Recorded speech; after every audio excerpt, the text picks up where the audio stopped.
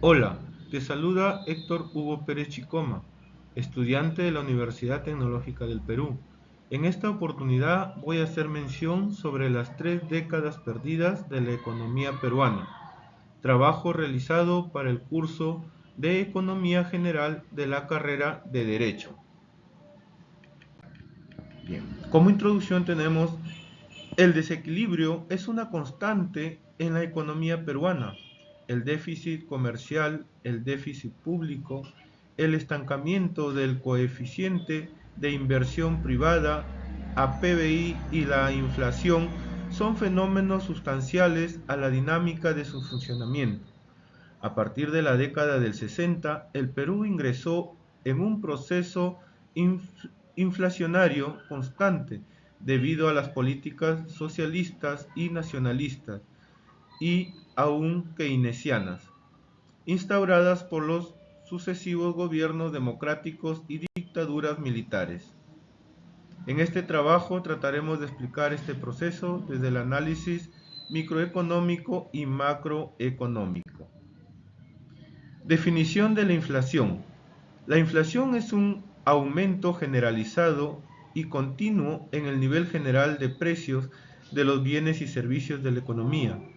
La inflación usualmente se calcula como la variación porcentual del índice de precios al consumidor, IPC, que mide los precios promedio de los principales artículos de consumo para conocer qué productos deben incluirse en esta canasta representativa.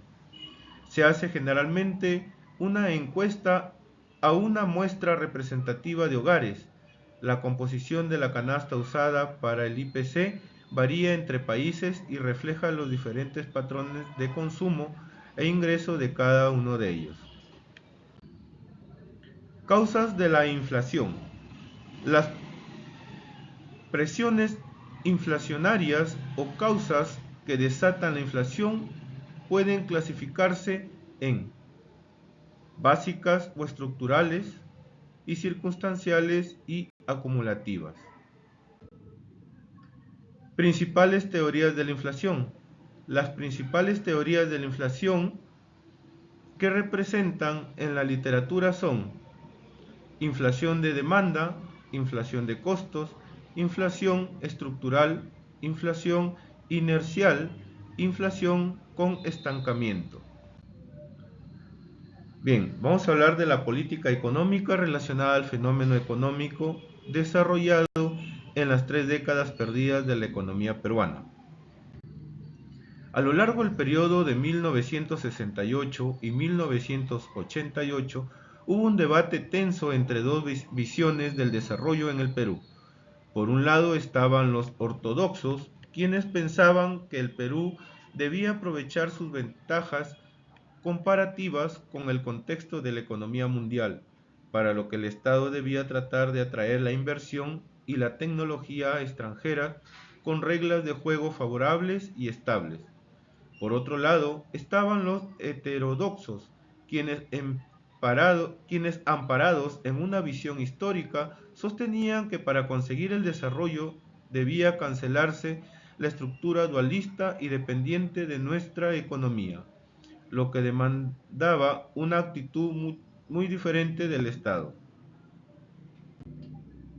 Tenemos el primer gobierno de Alan García Pérez, que fue asumido en el mando en julio de 1985, y el primer gobierno de Fernando Belaúnde Terry, que inició el 28 de julio de 1963 y culminó con el golpe de Estado de Juan Velasco Alvarado el 3 de octubre de 1968. Bien, vamos a hacer un análisis micro y macroeconómico en el tiempo. Para analizar cómo se comportó el crecimiento del PBI peruano, es conveniente examinar la evaluación temporal de la tasa de crecimiento.